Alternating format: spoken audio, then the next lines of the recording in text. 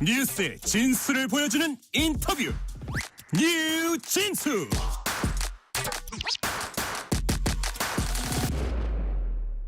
국민의힘이 한동훈 대표 사퇴 이후 비상대책위원장 선임 작업을 벌이고 있습니다. 각 선수별로 비대위원장 추천을 받기로 하는 등 여러 가능성을 열어놓고 있지만 관록과 쇄신 의지를 동시에 갖춘 인사를 찾기가 쉽지는 않아 보입니다. 국민의힘 김종혁 전 최고위원 전화 연결해서 여당 앞에 놓인 과제들을 하나하나 짚어보겠습니다. 김종혁 전 최고위원님 안녕하세요.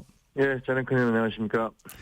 자, 윤석열 대통령 탄핵안이 가결된 지도 닷새가 지났습니다. 최고위원직인데 던지셨는데요. 요 며칠 어떻게 지내셨습니까? 네, 상처받은 심신을 치료하고 있습니다. 아, 그러세요? 네. 독서로 하고 계십니까? 산책으로 하고 계십니까? 예, 뭐 다양한 것을 일단 너무 바쁘게 지냈기 때문에. 네네. 근데 뭐 끝나고 나니까 또 방송이라든가 뭐 언론 쪽의 요청이 더 많아져서. 네네. 더 바쁘게 지내고 있습니다. 그렇군요. 자, 계엄 선포된 그날 밤 저희가 이제 그 TV 화면을 보면은 한동훈 대표가 빠른 걸음으로 국회에 들어가는 장면이 있습니다. 그 네. 바로 옆에 어깨를 나란히 하고 매우 빨리 같이 걸어가고 있는 분이 바로 김종혁 당시 최고위원이었습니다. 제가 네. 잘 봤죠? 그렇게 막 급하게 들어오셨는데 같이 있다가 오신 거예요? 아니면 만나서 오신 거예요? 그때 이제 당사 처음에는 한동훈 대표가 즉각 그 국회로 직결을 해달라라고 요구를 했고 거기서 최고 회의를 열겠다고 했는데 네. 오는 도중에 국회가 봉쇄됐다 이런 얘기를 들었어요. 그래서 당사로 모였습니다. 그래서 당사로 모였는데 여기서 당사에서는 안 된다. 국회로 가서 국회의원들이 모여서 이 비상계엄 해제 의결을 해야 된다. 네. 이런 판단에 따라서 대표가 지금 모두 다 같이 국회로 가시죠라고 얘기를 했던 거고요. 네. 그래서 저도 대표와 함께 그래서 저는 그때 우리가 걸어서 가자고 했어요. 네. 뭐 차가 들어가지도 못하겠지만 어쨌든 그러니까요. 국민들에게 우리가 이것을 항의하기 위해서 국회로 간다는 모습을 보여주기 위해서 함께 걸어가자라고 제안을 드렸고 네. 그래서 다 함께 걸어가게 됐습니다. 근데 국회로 들어갈 시점에 여권 관계자가 한동훈 전 대표에게 전화를 걸어서 위험할 수 있다는 얘기를 했다고 합니다. 한 전 대표에게 네, 그 얘기 들으셨어요? 그날 새벽에 이제 그 비상계엄 해제 결의안이 통과되고 난 다음에 새벽 한 5시, 6시 정도 됐을 거예요. 예. 그때 다들이 지쳐서 그 본회의장 앞에 휴게실에 있는데 그때 이제 언론에는 아직 보도가 되기 전이었지만 그 내부에서는 그 국회 사무처 직원들이 그 침투했던 그 계엄군으로부터 그 사람들이 누구를 잡아 이런 얘기를 하는 얘기를 들었다는 거예요. 네. 그래서 한동훈 체포조가 있었다 이런 얘기가 쭉 퍼져 있었거든요. 네. 근데 한동훈 대표가 저희는 뭐 그 얘기 들었었는데 한동훈 대표가 그러더라고요. 정말로 제 체포조가 좀 있었던 것 같아요. 라고 얘기를 하시더라고요. 근데 그게 무슨 말인지는 잘 몰랐어요. 그냥 다들 그래요? 라고 그냥 넘어갔었는데 한 일주일쯤 뒤에 사살조 얘기가 나왔잖아요. 네. 그 한동훈 대표를 뭐 사살하라는 지시가 있었다라는 뭐 이게 확인 안 된 그런 김어준 씨가 갑자기 국회에 나와서 그런 증언을 했는데 네.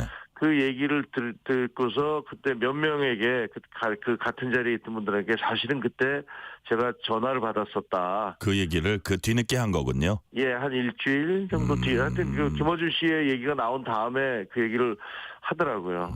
위험할 수 있다는 전화를 받았다는 얘기를 그래서 했다는 거고요. 들어가지 마라. 목숨이 위험하니까 당신 들어가지 마라. 피해 있어라. 뭐 이런 얘기들을 들었다고 하더라고요. 네. 자, 윤석열 대통령 탄핵안이 가결된 지 이틀 만에 한동훈 대표가 사퇴했습니다. 선출직 최고위원들 전원 사퇴로 지도부가 이제 붕괴돼서 사퇴할 수밖에 없는 상황이었는데, 자, 이른바 친한계로 불리는 뭐 최고위원들이 한 대표와 사전 논의 없이 전격 사퇴했습니다. 어떤 일이 있었던 겁니까?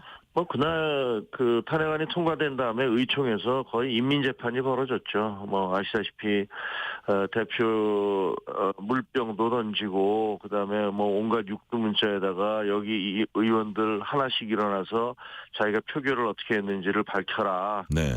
뭐 이런 요구도 있었고요. 그리고 아니면 뭐 써내라 뭐 이런 얘기, 심지어는 뭐 다 쫓아내고 우리끼리 몇십 명이라도 우리끼리 당을 만들자.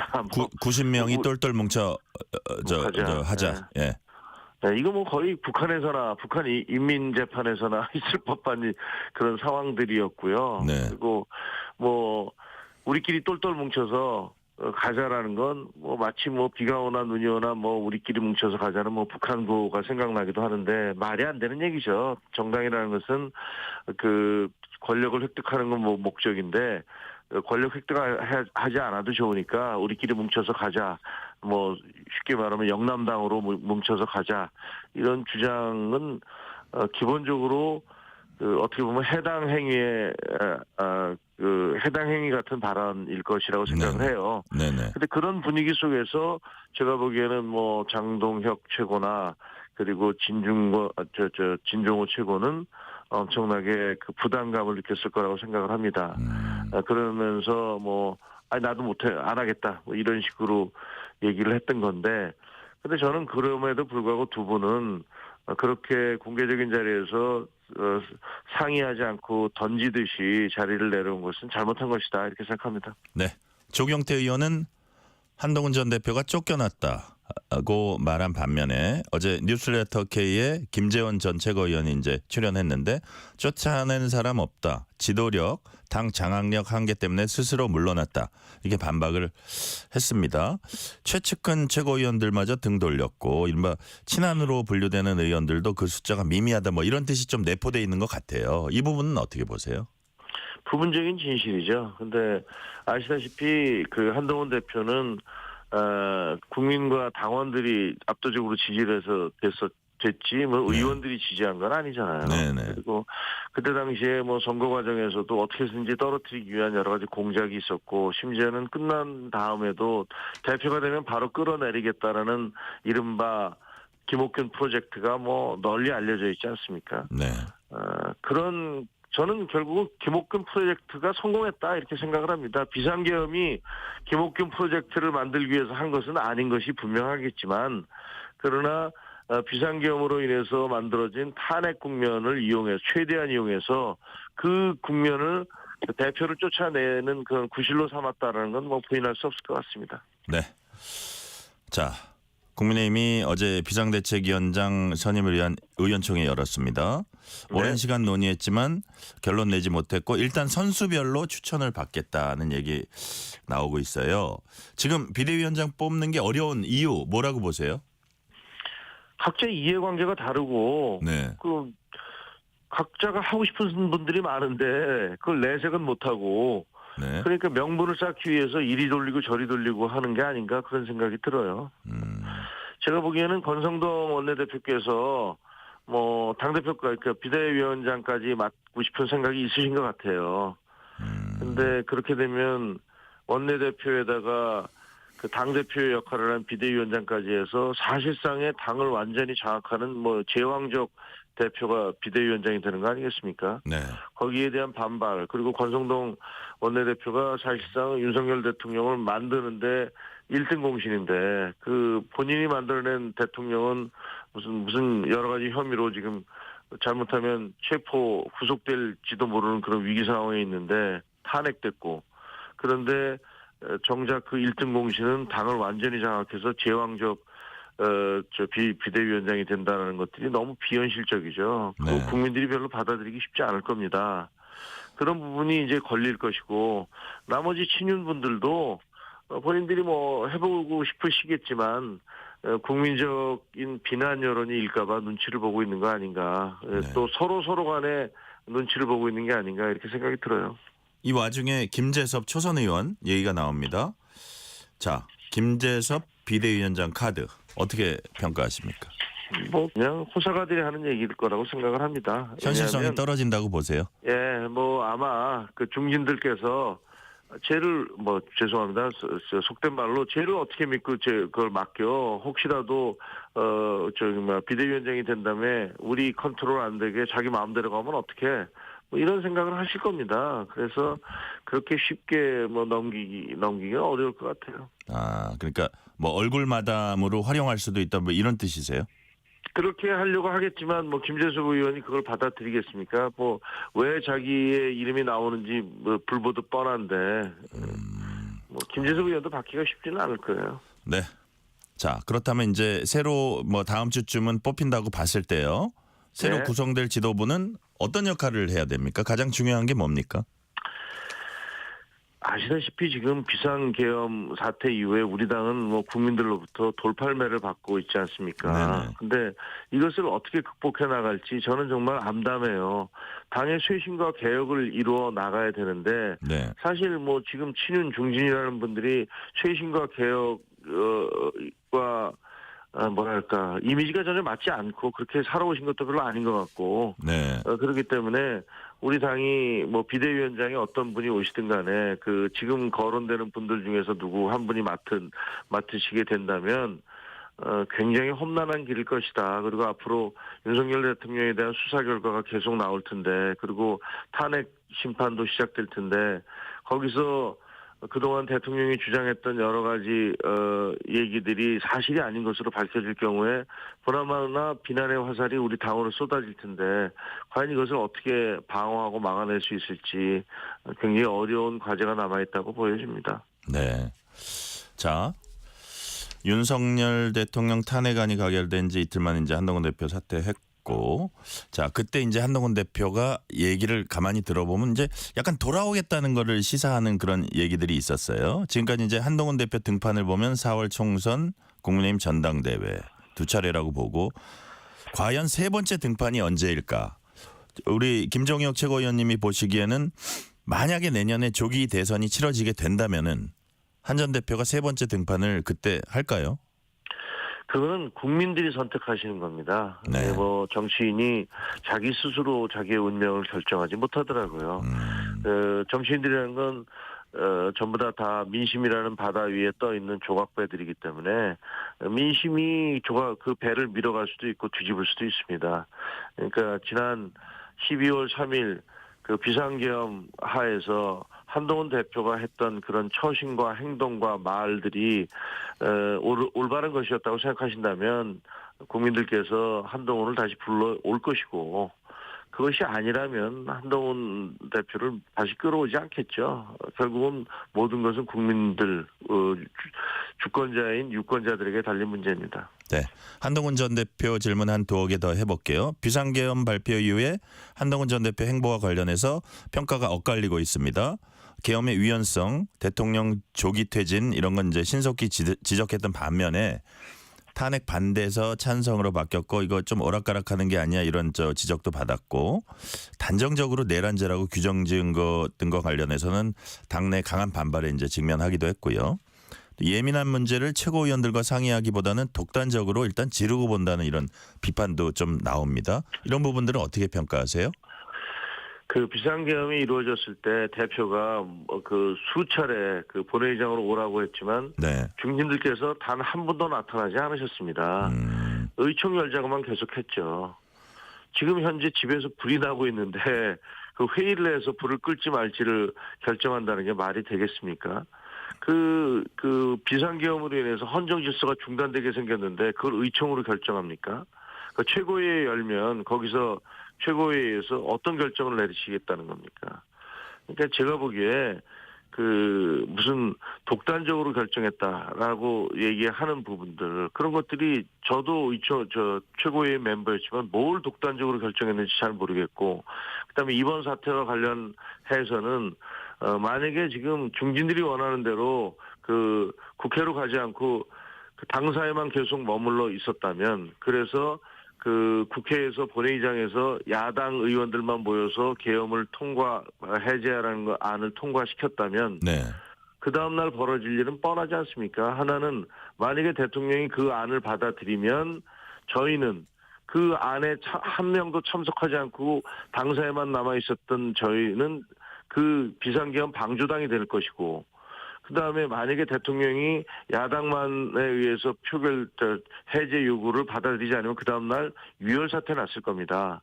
그러니까 이런 사태를 막아낸 것이 결국은 대표의 결단인데 그런 결단을 평가하기보다는 그 결단에 대해서 계속 네가 그런 결정을 해서 우리가 지금 탄핵으로까지 가게 됐으니 당신이 책임져라 하면서 쫓아낸 거 아니겠습니까?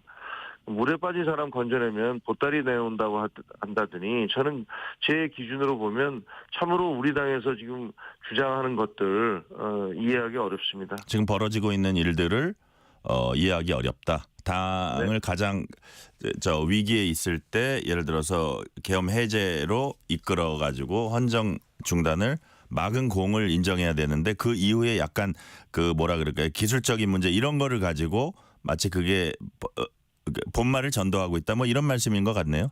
그러니까 그 비판은 왜 그렇게 처음에 강하게 밀어붙였으면 바로 탄핵을 해야 되는 게 아니냐라고 하시는 건 이제 우리 당 내부보다는 바깥에 있는 분들의 비판이신데요. 네. 근데 지금 한번 보세요. 지금 대통령이 탄핵을 하고 나니까 저희가 법정 투쟁 벌이겠다면서 저렇게 질질 끌고 있지 않습니까? 네. 그러면서 사람들을 다 자기 지지해달라고 길거리로 와서 시위해달라는 식의 사실상의 선동행위를 하고 있지 않습니까? 그렇다면 원래대로 이런 사태를 막기 위해서 조기 퇴진을 해달라, 조기 퇴진을 약속을 해달라라고 네. 요구를 했던 겁니다. 탄핵이 가져올 그런 어떤 부정적 여파가 있기 때문에 빨리 조기 퇴진을 탄핵보다 먼저 조기 퇴진을 해달라고 했던 건데 그거는 사실 지난번에 2016년에 박근혜 전 대통령에 대해서도 야당이 똑같이 주장을 했었습니다. 네. 그런데 이번 같은 경우는 조기 퇴진 요구를 하겠다고 조기 퇴진하겠다고 대통령이 약속하셨다가 5일 만에 그걸 확 뒤집으면서 자기는 잘못한 게 없다 이렇게 얘기를 하셨으니까 결국은 탄핵으로 갈 수밖에 없었던 건데요. 네.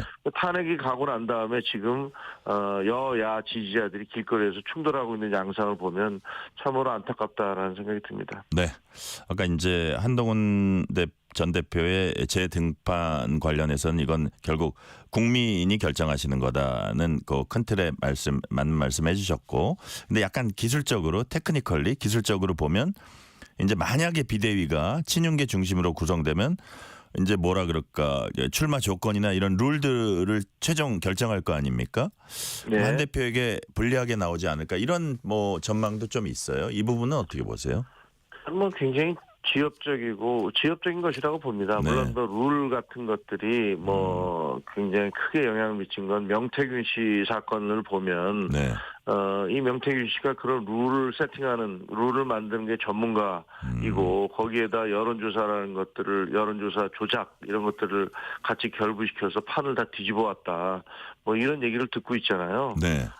그런데 지금 제가 보기에는 지금 이 당이 어떤 목표를 갖고 있느냐가 중요한 것 같아요. 조금이라도 대선에서 승리할 가능성을 보고 판을 짜느냐, 아니면 사실상 우리는 끝난 거니까 우리끼리 아까 말씀드린 대로 90명이 됐든 80명이 됐든 70명이 됐든 소수의 인원들끼리 똘똘 뭉쳐 가자. 우리끼리 공천 서로 나눠 가지고 그리고 공천권 행사하고 이렇게 가자라고 생각하는지 어떻게 생각하는지에 따라서 룰도 달리 만들 거라고 생각을 해요. 좀 지켜봐야죠. 네. 자, 윤석열 대통령 측이 수사와 탄핵 심판에 임하면서 시간 끌기 하고 있는 게 아니냐는 이제 비판이 나오고 있습니다. 국민의힘은 헌법재판관 인사청문 특위에도 지금 참여하지 않고 있고요. 민주당은 침대 축구 지연작전이라고 비판했습니다. 이재명 대표 건이 있는데도 불구하고 여튼 또 민주당의 비판도 받고 있는 그런 상황인데 김정혁 최고위원님이 보시기에는 어떤 내란 혐의 수사라든지 탄핵 심판 절차라든지 이렇게 좀 신속하게 응해줘야 된다고 보십니까?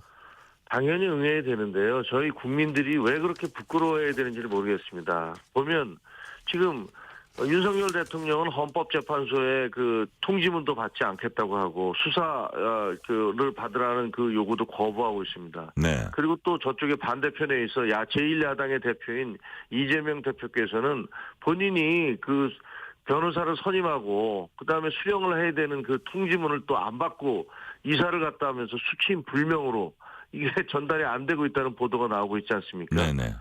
이게 뭡니까? 이게 도대체 대통령과 제1야당의 그런 대표가 전부 다 범죄에 연루돼 있는 그런 혐의로 재판을 받거나 재판을 받을 예정으로 돼 있고 거기에 대해서 이러저러한 방법으로 꾀를 써서 이것을 피하려고 시간을 지연시키려고 하는 이런 모습을 보면서 네. 정말 국민들은 참담한 마음, 참담한 심경일 거라고 생각합니다. 그리고 저희 집권 여당이 왜 그런 편법과 꼼수에 그것에 동조하고 있는지 저는 이해할 수가 없습니다. 네. 자, 한덕수 대통령 권한대행은 오늘 그 양곡관리법 등 6개 쟁점 법안에 대해 제2요구권 행사했습니다. 자, 지금 이제 1월 초에 그까지 해야 되는 게 이른바 내란 특검법하고 김건희 여사 특검법 정부로 넘어가 있는 상태입니다. 민주당은 거부권을 행사하면 탄핵 절차에 돌입할 수도 있다는 이제 경고를 하고 있고, 자, 이런 내란 특검법, 김건희 여사 특검법 이거는 여당 쪽에서 지금 받아들일까요? 어떻게 전망하세요? 아니 그럼 저는요 이게 그 한덕수 총리께서 네, 지금 여야의 입장이 똑같은 사안에서 정반대잖아요. 네네. 그러니까, 야당은 그 헌법재판관은 임명해라 이렇게 얘기를 하고 그러면서 동시에 양곡법이나 이런 것들은 거부권 행사하지 마라. 네네. 그리고 탄핵안도 거부권 행사하지 마라. 너는 그럴 자격 없다. 그렇게 얘기하니까 한쪽에서는 헌법재판관을 임명하는 그런 권한은 부여를 하라고 네. 주장을 하면서 다른 한쪽에서는 그 거부권을 행사하지 말라 이렇게 네. 또 얘기하고 있으니까 그리고 또 여당은 그 정반대예요. 헌법재판관을 임명하지 말라고 하면서 그 거부권 행사는 해라 이렇게 요구를 하고 있습니다. 네네. 그러니까 서로 당리당략에 따라서 모순적인 주장을 하고 있는데 네. 제가 보기에는 정책적인 부분들은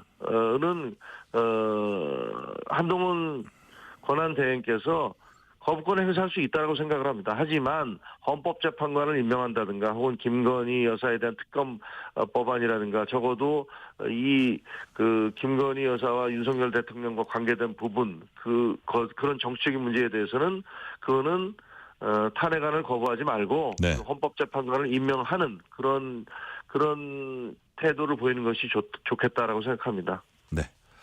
자, 마지막으로 이제 시간 거의 다 됐지만 질문 하나 드릴게요. 보수 진영은 지금 큰 위기에 빠져 있습니다. 대한민국 보수 진영이 윤 대통령 탄핵 정국에서 어떻게 대처해 나가야 한다고 보세요?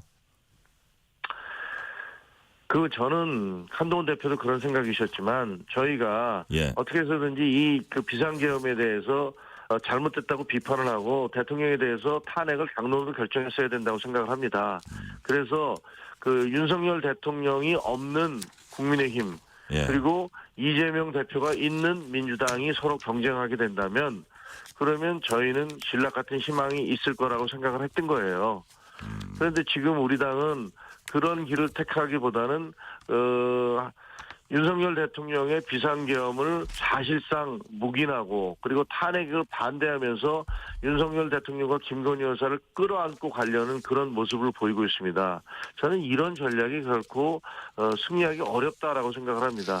지금 국민의힘이 하루라도 빨리 잘못된 비상계엄 선포에 대해서 비판하고 탄핵에 대해서도 그 비상계엄 선포에 대한 그런 문제 제기이기 때문에 헌법재판소에서 정확히 그 심판을 받아보도록 하고 거기에 더 이상 문제 제기하지 말고 그리고 우리 당이 민생과 경제를 위해서 매진하는 그런 모습을 보여야 보수에 대한 생존의 신락 같은 희망이 생긴다 이렇게 봅니다. 네, 오늘 말씀은 여기까지 듣겠습니다. 지금까지 김종혁 국민의힘 전 최고위원이었습니다. 말씀 감사합니다. 감사합니다. 퇴근길 당신과 함께